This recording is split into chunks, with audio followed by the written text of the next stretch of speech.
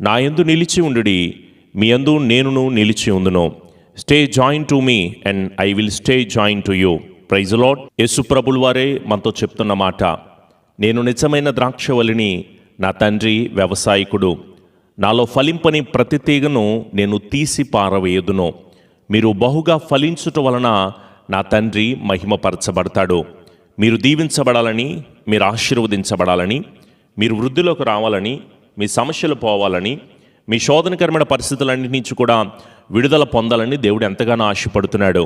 కానీ ఎలా సమస్యలు పోతాయి, ఎలా ఇబ్బందులు పోతాయి, ఎలా శోధనల నుంచి బయటపడగలము?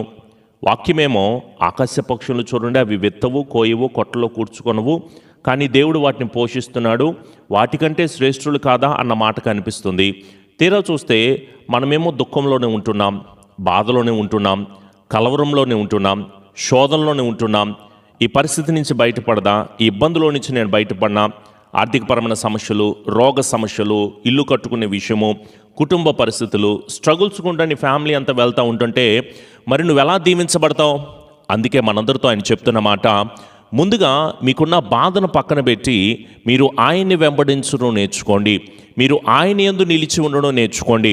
బైబిల్ అంతా చదివితే మనకి అబ్రహాము దేవుడు చెప్పినట్లుగా చేశాడు, దీవించబడ్డాడు. మోషే దేవుడు చెప్పిన